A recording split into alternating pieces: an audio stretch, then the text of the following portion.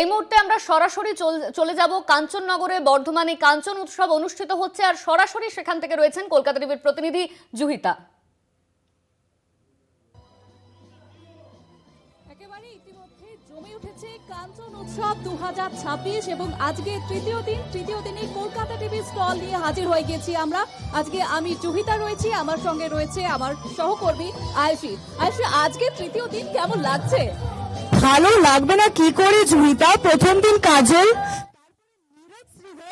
আজকে আবার রিচা শর্মা, যে কারোরই মন ভালো হয়ে যাবে এবং বর্ধমানবাসীর মন আরো ভালো করতে কিন্তু কলকাতা টিভি হাজির হয়ে গিয়েছে বিভিন্ন রকমের পুরস্কার নিয়ে। কুইজের ভালো করে উত্তর দিতে পারলেই, একটু নাচতে পারলেই, একটু গান গাইতে পারলেই কিন্তু রয়েছে পুরস্কার। কি কি পুরস্কার রয়েছে জুহিতা একটু বলে দাও। তো এতক্ষণ অ্যানাউন্স করলাম এবং এখানে যারা উপস্থিত রয়েছে তারা অবশ্যই দেখতে পাচ্ছেন কি কি রয়েছে। দারুণ দারুণ সব গিফট এবং আয়ুষী সেই সব গিফট তো দিতে হবে। কেন আমরা এসেছি?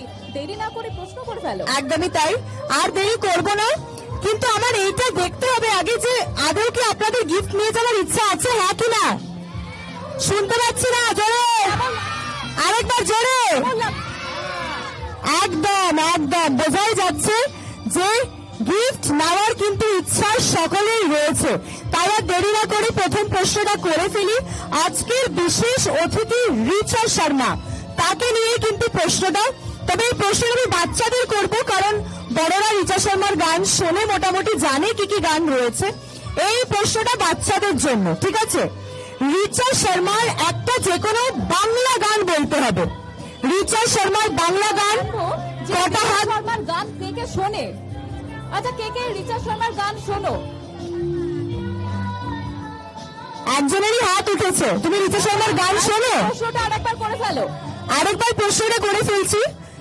রিচা শর্মার কোন বাংলা গান আছে? তুমি কি রিচা শর্মার গান শোনো? প্যারালাল। আরে শাবাশ, বাবা, প্যারালাল গান শোনো। সবাই একটা জোরে হাততালি। একদম ঠিক উত্তর। তুমি পেয়ে যাচ্ছ আশারের পক্ষ থেকে একটা কেটল। এই মেলা কমিটির উদ্যোক্তা, যাকে ছাড়া এই মেলা অচল বলা যেতে পারে, আইনুল হক, আমাদের হক সাহেব, তিনি তুলে দিচ্ছেন এই পুরস্কার। একটা জোরে হাততালি হয়ে যাক। একবার জোরে হাত